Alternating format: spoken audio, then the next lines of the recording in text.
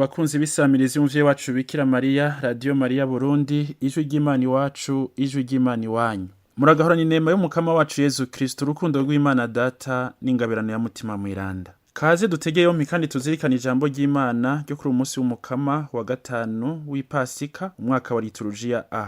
Iri jambo ry'Imana rirashimikira cane gose ku kwemera Kristo yazutse nk'inzira yonsa kandi y'ukuri ishikana kwa Data. Nimuze dusabe Imana kugira ngo abantu bose bashobore gukurikira Kristo badakebaguzwa. Muri kumwe na Patiri Leonidas Ntakarutimana ashinzwe igisata cyo kumenyesha amakuru muri diocese ya Ruyigi. Ngaha rero aho dusanga ibisomo bitegekanije uyu munsi. Igisomo ca mbere tugisanga mu gitabo c'ibikorwa vy'abatumwa kigabane ca gatandatu akarongo ka mbere gushika ku karongo k'indwi. Izaburi yitsa ico gisomwa ca mbere ni izaburi ya 32 canke ya 33 bivanye n'igitabo cakoreshejwe. Igisomwa ca kabiri tugisanga mu ikete rya mbere ry'umutumwa Petero mweranda kigabane ca kabiri kuva ku karongo ka 4 gushika ku karongo k'9. Inkuru nziza nayo niyo twashikijwe na Yohani mweranda kigabane c'14 kuva ku karongo ka mbere gushika ku karongo k'12. Yaga mukama umusavyi wawe aguteze yompi. Ivyo dusoma mu gitabo c'ibikorwa vy'abatumwa. Muri irya misi abigishwa bariko baragwira, abayahudi baturuka mu Bugereki bidodombera abahebreye kavukire kuko mu bikorwa vya misi yose abafakazi babo batitwararikwa. Bamwe 12 bakura abigishwa bose bababwira bati ntibibereye yuko duhewe ijambo ry'Imana ngo twishinge ivyo kugaburira abantu. None rero bene wacu nimwitorere muri mwebwe abagabo 7 bavugwa neza buzuye mutima mweranda n'ubwenge tuzobagenera ico gikorwa, nayo twebwe twihebira ivyo gusenga no gushikiriza ijambo ry'Imana. Iryo jambo rirahimbara ishengero ryose ryaraho. Baca batora rero Stefano umuntu yuzuye ukwemera na mutima mweranda, Filipo, Porokori, Nikanori, Timoni, Parimenasi na Nikora w'Antiokia yaheruka kwinjira mu idini ry'abayuda. Babashira imbere y'abatumwa, bamaze gusenga babagaranzurura ko ibiganza. Ijambo ry'Imana rero rirasagamba, igitigiri c'abigishwa kirongerekana cane i Yerusalemu, ishengero rinini ry'abahereza nkuka barayobokera ukwemera. Iryo ni ijambo ry'umukama.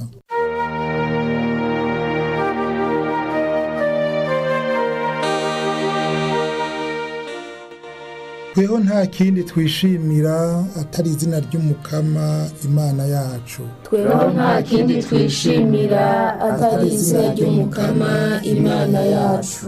Tera impundu umukama mwantungane mwe, abagororotsi barakwiye kumushimagiza. Kengurukira umukama mu kuvuza ikembe, nimumuririmbire mu kuvuza inanga y'imirya 10.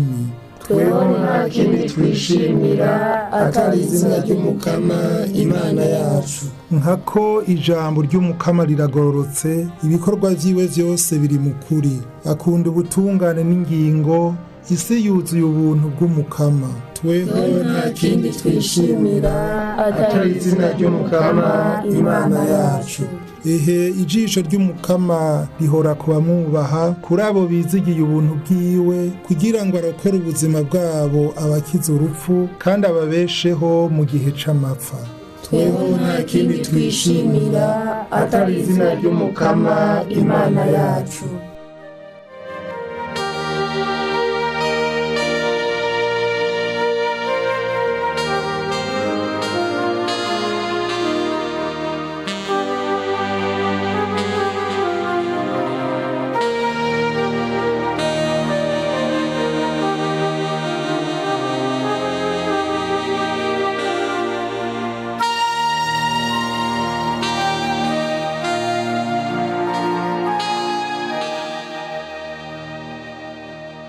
Igisomwa ca kabiri. Ibyo dusoma mu ikete rya mbere ry'umutumwa Petero. Inshuti zanje, nimumwegere we ryabuye rizima ryashibuwe n'abantu, ariko ryashimwe rikagira igiciro mu maso y'Imana. Namwe rero nimumere nk'amabuye mazima, mube amabuye y'iyo nyubakwa ya mutima, muronke ubuhereza nk'uka bweranda, kugira ngo muhereze imbagwa muri mutima zishimisha Imana ku bwa Yezu Kristo. Nanone none ivyanditse bivuga biti nzoshira muri Siyoni ibuye ry'iremezo ryashimwe kandi ry'agaciro uburyo ryishimira ntazoteterwa. Mwebwe rero abemera iteka ni rwanyu, ariko kubatemera bo iryo buye ryatawe n'abubatsi niryo ryabaye ishimikiro ry'imfuruka, ribibuye ribatsitaza n'urutare banyererako. Batsitara kuko batemera ijambo, kandi nanoneho nico bari bagenewe. Mweho muri umuryango witorewe n'Imana, mufise ubuhereza nk'uko acami, muri gihugu ceranda, mukaba n'icibare c'Imana, kugira ngo mumenyeshe ibitangaza vy'uwabakuye mu mwijima akabashira mu muco w'akatabonetse. Iryo ni ijambo ry'Umukama.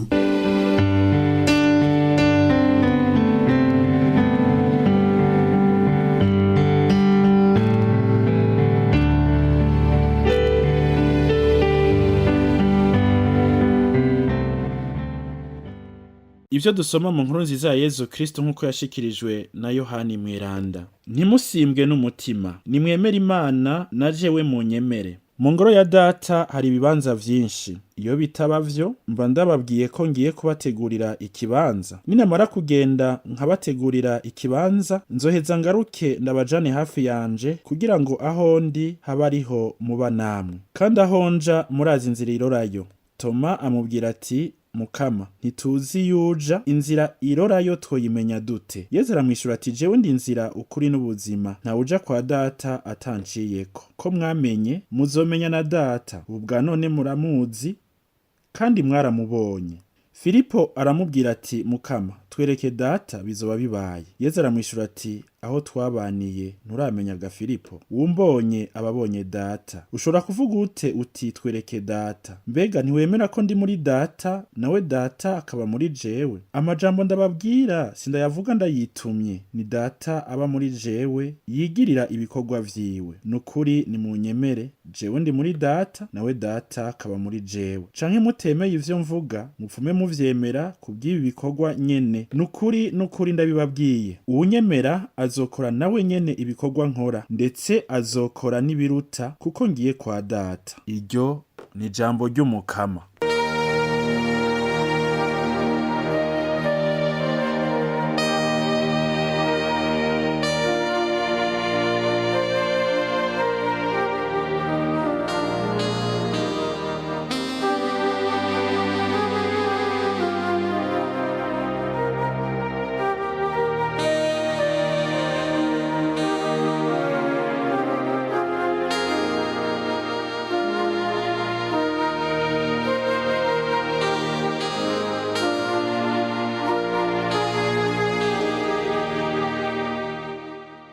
Jewe ndi inzira, ukuri n'ubuzima, ntawuja kwa Data atanciyeko. Mutima mweranda, wewe uri mutima w'ukuri n'ubukomezi, turaguhaye ikaze. Kaze uduhe kuzirikana no kubakira ubuzima bwacu kuri iri jambo ry'Imana tugaburiwe uyu munsi. Kaze Mana mutima mweranda. Jewe ndi inzira, ukuri n'ubuzima, ntawuja kwa Data atanciyeko. Bavukanye, ibisomo bitegekanijwe uyu munsi bituyagira ijambo ryerekeye ukwemera Kristo yazutse, we nzira ishikana kwa Data. Ivyo Kristo wenyene ubwiwe aravyemeza mu nkuru nziza yashikijwe na Yohani Mweranda nk'uko twayumvise, ahagira ati, jewe ndi inzira, ukuri n'ubuzima, ntawuja kwa Data atanciyeko. Igisomwa ca mbere naco kituyagira ivyerekeye umubano wa mbere w'abakristo, wishimikiza ukwemera ufise muri Kristo yazutse, ugatunganya ivyawo mu gushinga urwego rw'abafasha ba mbere muri Ekleziya, abagabo 7 bagenewe kwitwararika abapfakazi mu kubagaburira. Kandi ivyo vyose uwo mubano wabiringanije uko kugira ngo ukinga amacakubiri yari kuwadukamo kubera kutitabwaho kw'abo bapfakazi. Wabigize gutyo kandi kugira ngo wubakire ubuzima bwawo kwishaka rya Kristo, we ashaka ko bose bo bumwe. Izaburi yo kwitsa igisomwa ca mbere iremeza ko ijisho ry'Umukama rihora kubamwubaha kuri abo bose bizigiye ubuntu bwiwe. Nuko rero kubw'ubuntu bw'Imana abemera bahinduka amabuye mazima yubaka ingoro ya mutima, niko twavyumvise mu ikete rya mbere ry'umutumwa Petero. Bavukanye mu nkundire, muri ibi bisomwa ndabasabikanirizemwo inyigisho zitatu. Inyigisho ya mbere, ukwemera, umuti w'ibisimbisha umutima. Inyigisho ya kabiri, inzira, ukuri n'ubuzima. Inyigisho ya gatatu, ibikorwa vy'uwemera. Inyigisho ya mbere, ukwemera umuti w'ibisimbisha umutima. Ntimusimbwe n'umutima, nimwemere Imana na jewe munyemere. Bakunzi b'Imana, dushimire umukama we kuri uyu munsi wiwe ugira gatanu mu gihe c'Ipasika, aduhaye kandi akaryo ko kunoganza iri jambo rituma tugira amahoro n'itekane mu vyo turimwo vyama vyasagirije ukubaho kwacu kwa misi yose. Ivyo navyo bibusagiriza ni nk'intambara, ibisimbishije imitima yacu, gukekereza hamwe n'amaganya tuza turacamo. Uyu munsi umutware w'amahoro araduhumuriza agira ati ntimusimbwe n'umutima, nimwemere Imana na jewe munyemere. Twabisomye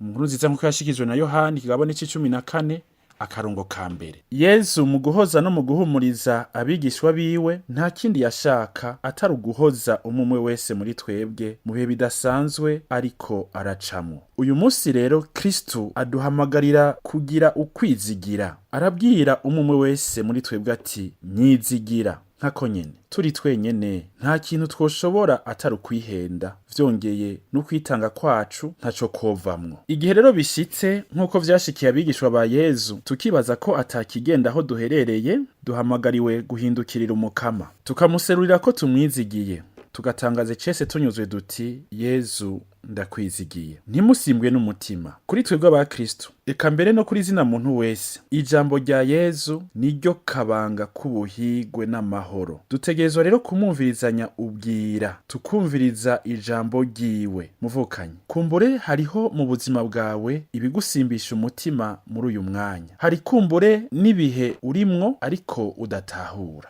Fata umwanya w'agacerere kugira ngo ushobore kubimenya no kubihereza Imana uko biri. Kubera iki ubwirizwa kubihereza mu gacerere? Ni kubera ko abantu benshi uyu munsi bafise ingorane irengeye zose yo kutamenya ingorane nyamukuru zihanze ubuzima bwabo. Abantu benshi uyu munsi bafise ingorane irengeye zose yo kutamenya ingorane nyamukuru zihanze ubuzima bwabo. Muvukanye muri Kristo, jijuka unyugwe ko Yezu we nzira ukuri n'ubuzima ari we musa nyishu y'ingorane ushobora kugira mu buzima bwawe bwa misi yose. Inyigisho igira kabiri, ukuri, inzira n'ubuzima. Mukama ntituzi yuja, inzira irorayo twoyimenya dute? Iki ni kibazo cumvikana cabajijwe na Toma, tudakekereza ko yoba yari umuntu yiyumvira cane kurusha abandi kandi yakunda ibintu vyumvikana. Numwe nyene yifuza kubona kugira ngo yemere. Hanyuma Yezu araheza aramwishura ati jewe ndi nzira.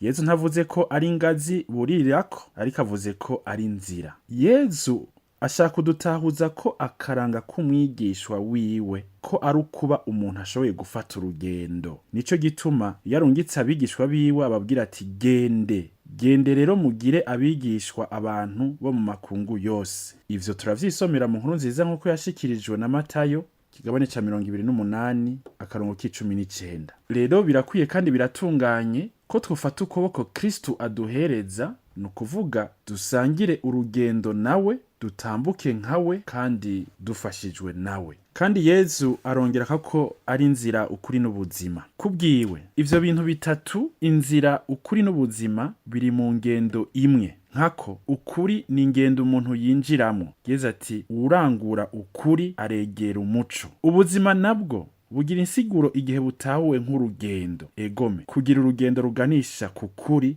niko kugira ubuzima. Ntawe uja kwa data atanciyeko. Mu kwakira Yezu duca dushika kwa data Yezu aduhishurira. Mu kuja kwa data duca tugabana ubuzima budahera hamwe n'ijuru, kuko nyene ijuru ari aho ubwo buzima budahera buvyagiye. Nuko rero dutahura ko Yezu ari we musa, ari inzira, ukuri n'ubuzima. Oxino Mweranda nawe nyene araduhanura gukurikira iyo nzira ariyo Kristo. Ngiyi inyigisho yiwe. Kurikira inzira, ubumuntu bwa Kristo, uzoheza ushikire Imana. Sindakubwiye ngo rondera inzira. Inzira yonyene ubwayo iji wawe. Ahubwo haguruka ufata urugendo. Tambuka ugendera ku buziranenge bw'inyifato aho kugendera ku maguru. Hariho abafise amaguru atambuka neza cane, ariko inyifato yabo ikaba mbi. Akatari gake baratambuka neza, ariko ugasanga bariko biruka baja hirya y'inzira. Uko barushiriza kwiruka niko barushiriza guhusha inzira. wopfa umugenda uracumbagira uri mu nzira nziza hakugenda uratera intambwe y'intambwe kandi uri kure y'inzira wategerezwa gucamo. Niko Augustin Mweranda aduhanura. Yezu kandi n'ukuri niwe ashira vyose mu muco bikagaragara nk'uko biri mu maso y'Imana. Nkako niwe aduha kumenya iciza, ikibi, umuntu, isi n'Imana yo nyene ubwayo, kandi iyo Mana tukayimenya nk'Imana muvyeyi. Ivyo vyose tubihabwa na Kristo we kuri. Ntitworeka kwemeza ko kubwiwe ubu tuzi ibwirizwa rya mbere kandi riheta yandi yose, rya bwirizwa ry'urukundo, ugukunda Imana hamwe no gukunda umugenzi. Y'amabwirizwa abiri Augustino ariko arasigura amazaburi y'119 gushika ku izaburi y'133 adondora nk'amababa abiri nkenerwa kuwemera wese kugira ngo ashobore kuguruka agana Imana. Ukunda wese Imana akongera agakunda n'umugenzi niwe afise umutima widegemvya kandi ufise ayo mababa abiri.